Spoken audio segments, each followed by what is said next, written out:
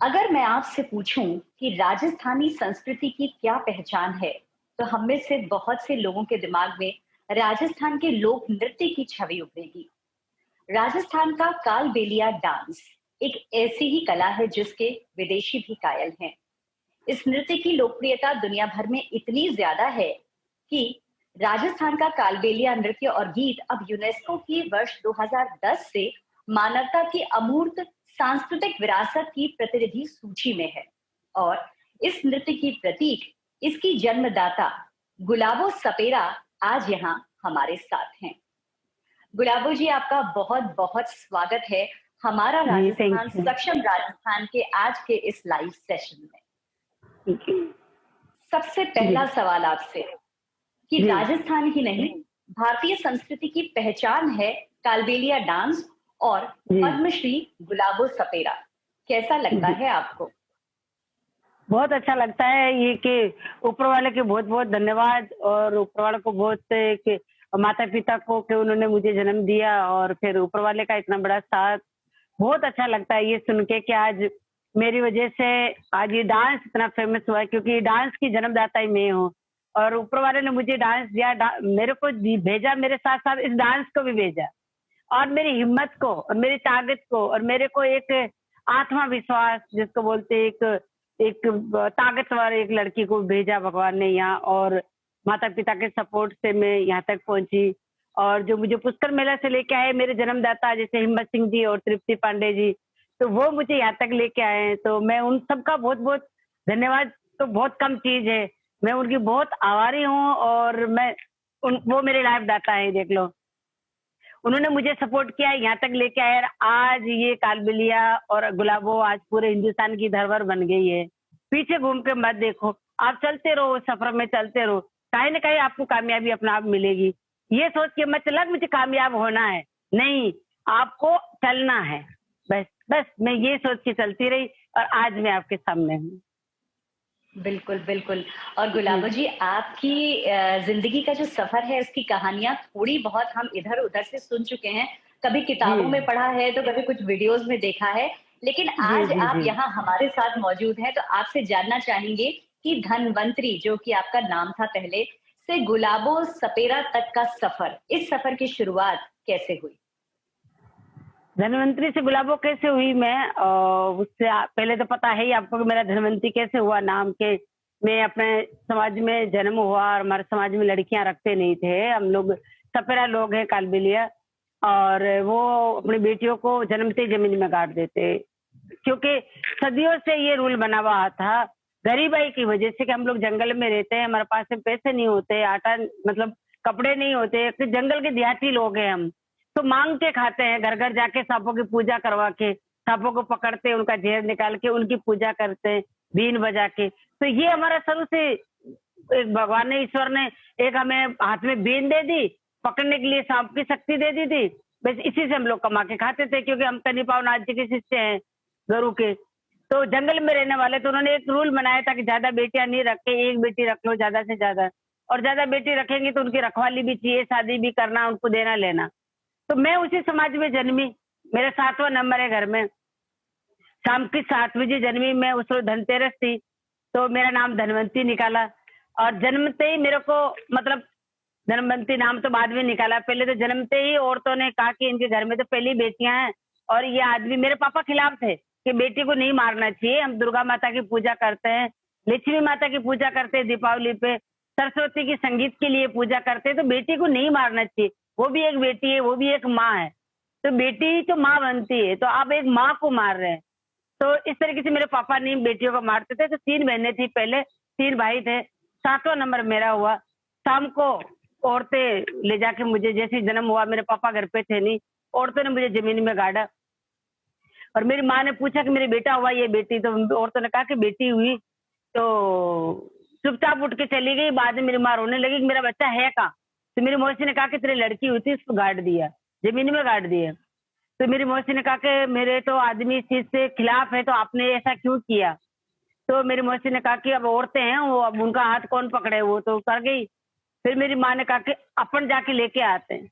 मेरी मौसी उस टाइम पे मना किया, लेकिन रात की 11-12 बजे मेरे पापा को नहीं बताया, मेरी माँ और मेरी मौसी हिम्मत जुटा के समाज से एकदम खिलाफ जाके, और मेरे को जमीन में से जहाँ गाड़ा था मुझे, वहां से मेरी माँ मुझे वापस 5 घंटे बाद निकाल के लेके आई कि मैं शाम की 7 बजे हुई थी, रात की 11-12 बजे। तो क्या हमारे जब जमीन में दफनाते हैं बच्चे को तो उसके ऊपर घास फूस डाल देते हैं, फिर मिट्टी डालते हैं, और वैसे नाड़ा काटते नहीं तो बच्चा वैसे मरता नहीं है जल्दी। तो इस तरीके से मैं जिंदा मिली मेरी माँ को। तो मेरे 2 माँ है, एक धरती माता है और एक मेरी माँ जन्म देने वाली है। तो 2-2 माताएं हैं। उन 2-2 माताओं की शक्ति भी है मेरे साथ, उनका आशीर्वाद भी है मेरे साथ, और उन माँ को बहुत नमन है धरती माता को कि वो मेरे मेरे प्राण नहीं लिए, उसने मेरे प्राण दिए। मेरी माँ, उसने मुझे जन्म दिया और वो धरती से निकाल के वापस लेके आई। तो मैं ऐसी माँओं को सबको एक छोटा सा बीच में मैसेज में देना चाहती हूँ कि आप भी इस तरीके से अपने बच्चे को बचा सकते हैं। आपके तो पेट में होता है, आप कन्या भ्रूण हत्या, ये ऑपरेशन वगैरह करवा लेते हैं, ऐसे नहीं करवा के आप अपनी बेटी को भी बचा सकते हैं जैसे मेरी माँ ने बचाया। दूसरा, तो मेरे पापा ने मेरा नाम धनवंती रखा कि मैं धनतेरस को जन्मी, और समाज वालों ने कहा कि तुम तो मुर्दा लड़की को निकाल के ले आए, ये तो मर गई थी लड़की, और गढ़ने के बाद में पता नहीं अब कौन है क्या है। मेरे पापा ने कहा मेरी बेटी स्पेशल है, ये 5 घंटे बाद भी नहीं मरी, जिंदा निकली, मेरी बेटी स्पेशल है, तुम चाहे कुछ भी समझो। तो इस तरीके से पंचायती बेटी पापा को कहा के बोला आपको जुर्माना देना पड़ेगा, नहीं समाज से बाहर हो जाओ। मेरे पापा ने कहा कि चाहे जुर्माना ले लो, समाज से बाहर कर दो, कोई दिक्कत नहीं, लेकिन मैं इस बेटी को नहीं मारने वाला। तो जन्मते ही विरोध चालू हो गया था मेरे साथ। लेकिन मेरे को इससे एक तरीके से भगवान ने मुझे शक्ति भी दी थी कि मैं धरती में गड़ने के बाद भी मैं मरी नहीं। एक तरफ से समाज वाले दुश्मन होके खड़े हो गए थे, तो जन्मते ही एक संघर्ष जिसको बोलते हैं वो मतलब चालू हो गया विरोध मेरे खिलाफ समाज वालों को लेके। तो बस माता पिता लड़ते रहे, और उसके बाद चलती रही मैं सफर में, और 1-1.5 साल की थी, पर 6-7 महीने की थी मैं जब मेरे पापा मुझे सांपों के साथ लेके जाया करते थे, क्योंकि सिर्फ समाज से डरते थे कि जो लोग है समाज वाले वो ये सोचे कि इस बच्ची को कहीं इधर उधर देख लो खत्म कर दो, ऐसे सोचते थे। तो मेरे पापा डर के मारे वो सांपों को नचाने लेके जाते तो मुझे साथ लेके चले जाते। जब दूध की भूख लगती तो मेरे पापा जब सांपों का बचा हुआ दूध है वो मुझे पिलाते। तो इस तरीके से मैं सांपों का झूठा दूध पी के सांपों के साथ ही पली बड़ी, पूरे दिन 8-9 घंटे पापा के साथ रहती थी। वो सांपों को नचाते, वो देखते देखते बड़ी हो गई। सांपों को गले में पहन के डांस करना, उनके साथ खेलना। तो एक तरीके से मेरा जो छोटा सा परिवार रहा वो शांति रहे। तो बचपन से मैं सांपों के साथ पली बड़ी। समाज वालों ने कहा कि तुम्हारी बेटी है, ये बेटा नहीं, इसको क्या बीन बजाना सिखा रहे हो या डांस करवाते हो, तुम तो कमाई खा रहे हो इसकी। मेरे पापा ने कहा कि मैं कमाई नहीं खाता हूँ, मेरी बेटी को तुमसे डरते मैं साथ लेके जाता हूँ कि तुम लोग कहीं मार नहीं दो मेरी बेटी को। मेरे तो समाज वालों ने कहा कि नहीं, हम नहीं मानेंगे, तुम बेटी की कमाई खा रहे हो। तो मेरे पापा ने मुझे घर छोड़ना स्टार्ट कर दिया फिर माँ के पास। तो 8-9 घंटे पापा मार्केट में मांगने के लिए जाते थे सांपों को लेके। वो सांपों के साथ डांस करना, बीन की धुन, डफली की था डांस, वो मेरे लिए रोम रोम में बसा हुआ था। मुझे तो डांस करना, फिर भी बीमार हो गई। बिल्कुल डॉक्टर ने जवाब दे दिया कि ये लड़की बचेगी नहीं। फिर मेरे पापा मुझे डॉक्टर के लेके गए, डॉक्टर मना कर दिया। पापा ने कहा, डॉक्टर ने कहा कि आप घर ले जाओ, मरने वाली है लड़की। तो पापा मेरे को पीर बाबा के लेके गए अजमेर ख्वाजा शरीफ के, वहाँ मस्जिद पे, वहाँ दरगाह में, वहां ले जाके मुझे सुला दिया पापा ने कि ये बेटी आपकी धरती में 5 घंटे गड़ने के बाद नहीं मर सकती, तो ये छोटी सी बीमारी से कैसे मरेगी। और पीर बादशाह आपकी धरती है, ये आपकी बेटी है। ये पापा ने कह कर ये हाथ जोड़ के बैठ गए।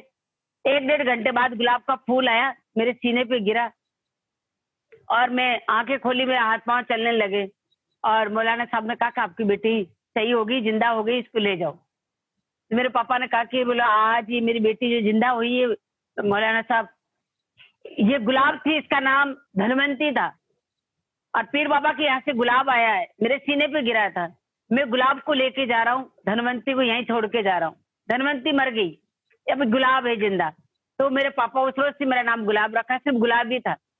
फिर मैं प्रोग्राम में जब आई पुष्कर मेला से, जब मेरे को हिम्मत सिंह जी तृप्ति पांडे लेके आए, तो उन्होंने मेरे को कहा कि तू तो गुलाब नहीं है, हमारे जयपुर में आ गई गुलाबी नगरी में, तो तू पूरा नाम तेरा गुलाबी रखेंगे हम, गुलाबी नगर की गुलाबी। तो मेरा नाम गुलाबी हुआ। फिर अमेरिका जाके जब वापिस आई तो एक बहुत बड़ी मैगजीन में निकला था, धर्मयुग में, हरियाणा से, तो उसमें मेरा गुलाबो नाम आया था। मैं लड़ी भी बहुत, मुझे नाम गुलाबो पसंद नहीं, मुझे आज भी पसंद नहीं है। मैं कह रही मैं गुलाबो क्यों बोलते हैं मुझे, मैं गुलाबी हूँ, मेरा घर का नाम गुलाब है, मेरे पापा का नाम गुलाब है। उन्होंने कहा कि नहीं गुलाबो हमारे को एक शक्ति वाला नाम लगता है और पावरफुल नाम लगता है, हमारी हरियाणी में एक नजदीक लगता है कि गुलाबो, तो हम तो गुलाबो ही कहेंगे। तो मेरी एल्बम बना था और मैं मैगजीनों में छपा, फिर अपने धीरे धीरे करके यहाँ पे भी गुलाबो, यहाँ तक आज तो मेरी आईडी भी गुलाबो के नाम से होने लगी है। तो बस मैं भी मान गई कि ठीक है मैं गुलाबो ही हूँ। बाकी ये मेरा गुलाबो का सफर रहा, धनवंती से गुलाबो इस तरीके से बनी मैं। वाह गुलाबो जी, आपकी कहानी सुन के तो वाकई ऐसा लग रहा है कि जैसे फिल्मों में भी कहानियां इतनी रोमांचक नहीं होती हैं, जिस तरह से सही है। आपके जीवन का सफर रहा शुरुआत से, आपके पैदा होने से लेकर ये शोहरत हासिल करने तक। सही, तो सही। गुलाबो जी, आपके डांस शोज जो है वो विदेशों में भी होते हैं, तो क्या आपको लगता है कि भारत के गांव से उदय होने वाले इन लोक कलाओं को वहां पूरा सम्मान मिलता है?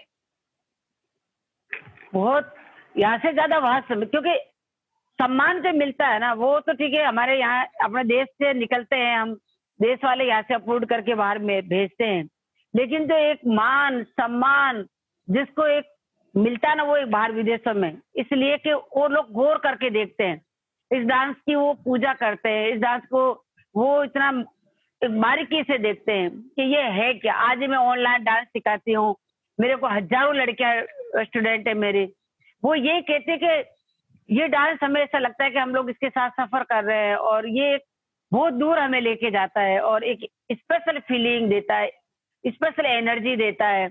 इसमें कोई पाबंदी नहीं है, इसमें फीलिंग से डांस करो आप और आत्मा से करो तो इसका रूप ही अलग निखर के आ जाता है।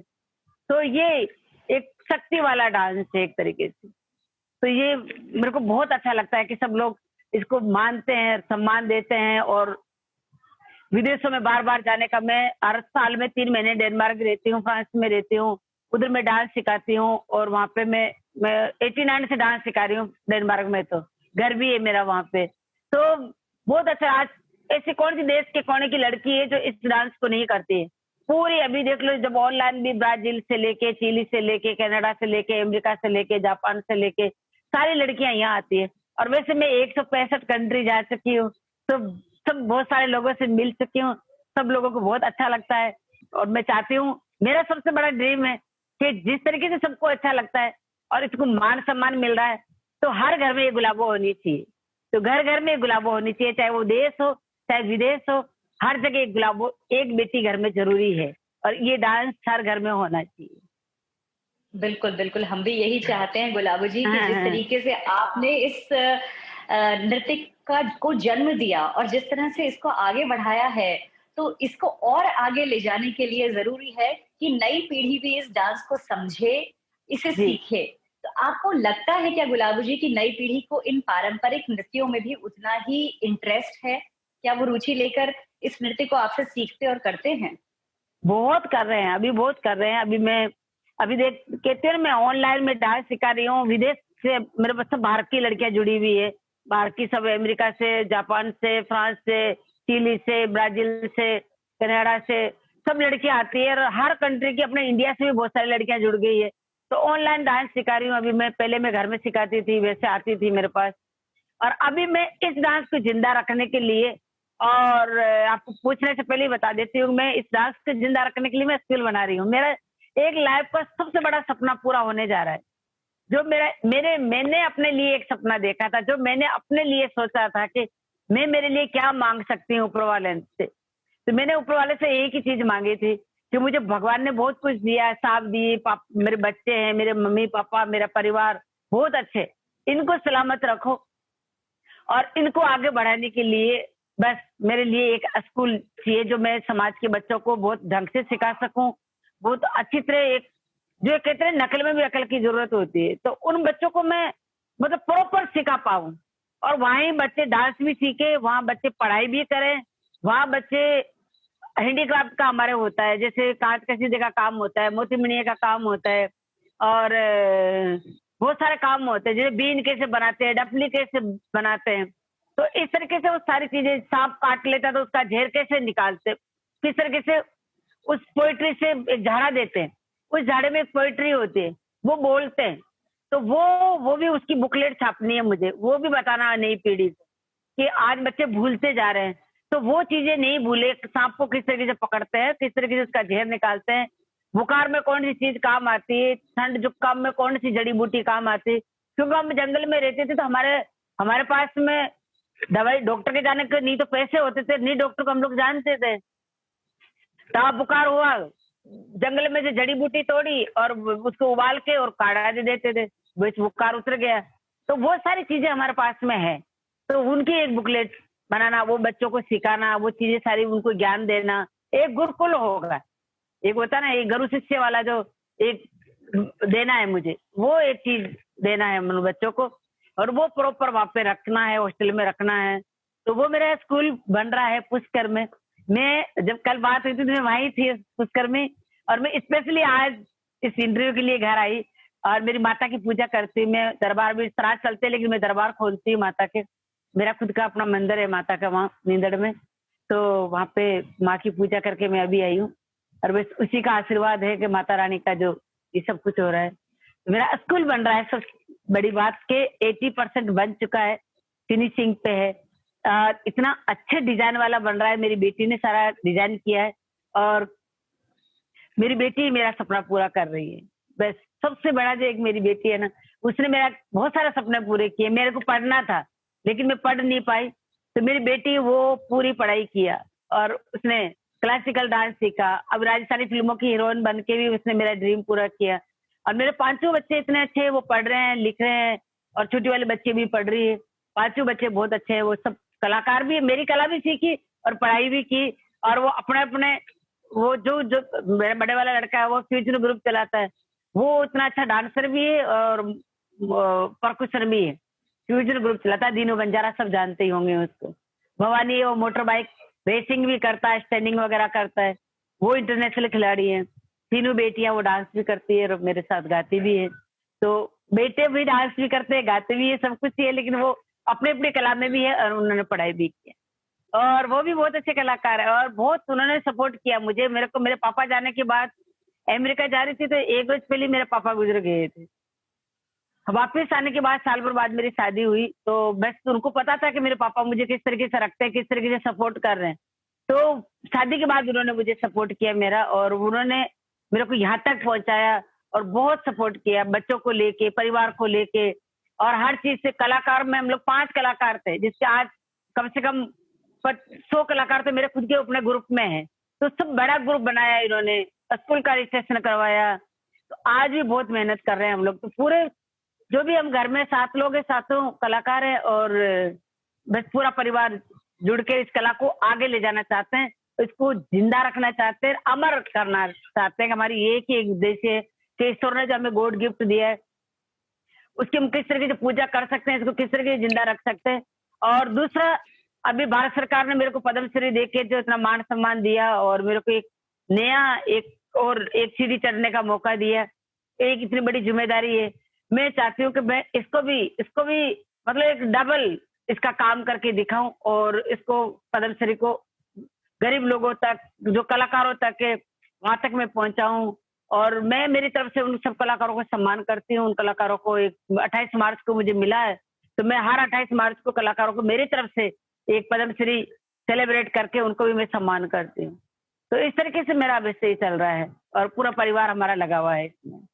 अब आपसे जानना चाहेंगे कि गुलाबो सपेरा का जो सफर है शुरुआत से लेकर अब तक का, वो आपने अपनी मेहनत, अपनी लगन के बल पर तय किया है। लेकिन ये जो सवाल है ये हमारे फॉलोअर्स की तरफ से आ रहा है, क्योंकि बहुत सारे लोग ऐसे हैं जो इन्हीं फील्ड्स में, यानी इन कलाओं में, नृत्य में, संगीत में कहीं ना कहीं वो शोहरत हासिल करना चाहते हैं।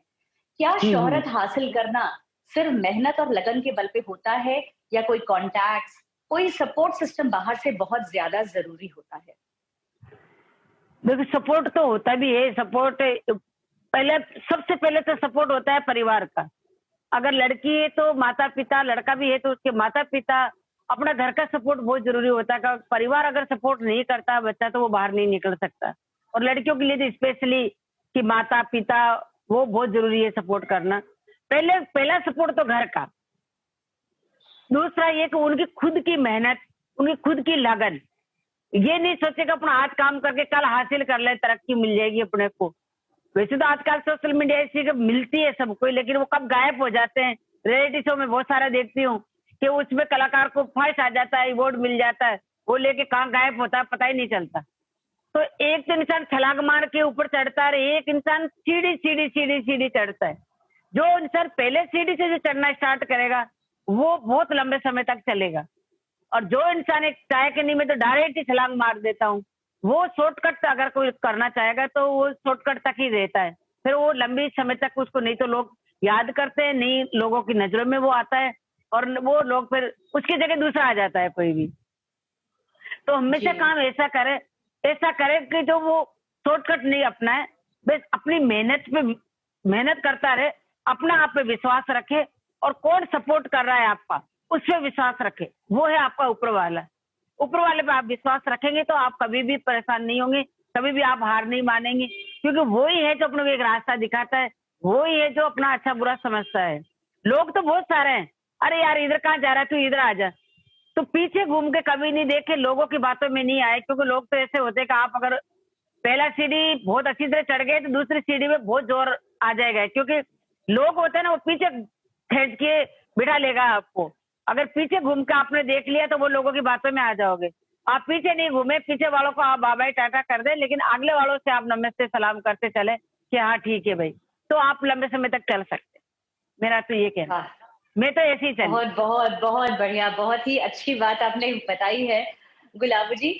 और अब आपसे जानना चाहेंगे कि राजस्थान की शान पद्मश्री गुलाबो सपेरा का सपना क्या है? अभी हालांकि आपने बताया कि ये स्कूल जो आपका आप शुरू कर रहे हैं, ये आपके जीवन का एक बहुत बड़ा सपना था जो अब लगभग पूरा होने वाला है।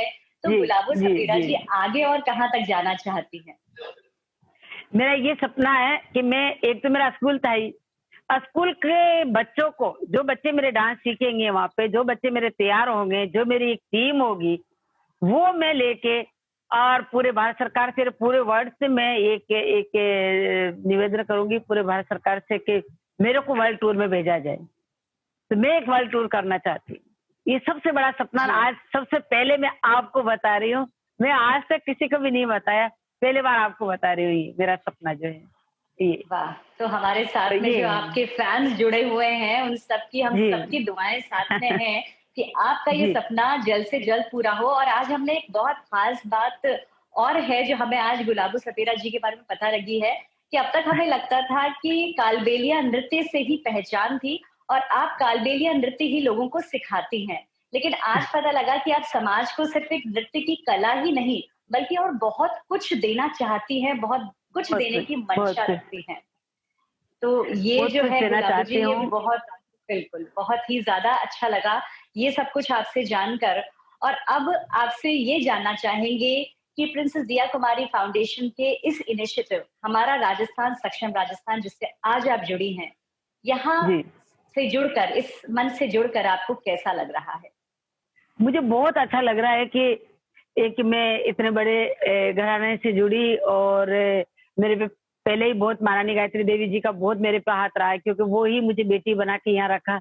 जब मुझे मेरे पापा वापस लेके जा रहे थे तो उन्होंने कहा कि ये बेटी आपकी नहीं है, पूरे राजस्थान की, पूरे हिंदुस्तान की बेटी है, और हमारी बेटी है। तो मेरे पापा ने कहा कि ठीक है, आपकी बेटी मैं यही छोड़ के जाता हूँ। तो मेरे को बहुत अच्छा लगा आज कि इस तरीके से अपन जुड़े और इसको आगे तक लिया।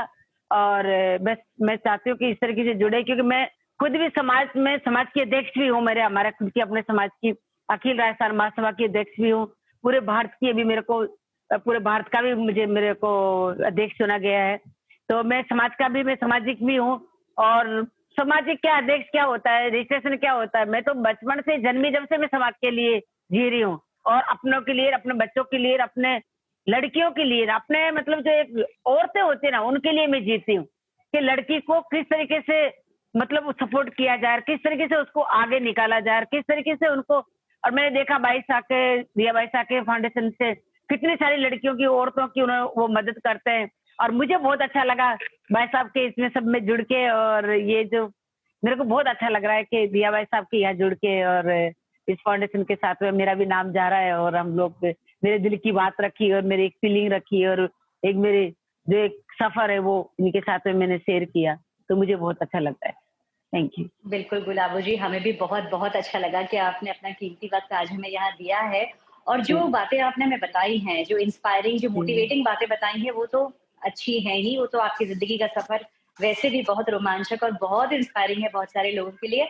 आपका बहुत-बहुत thank you, thank you, thank you, thank you.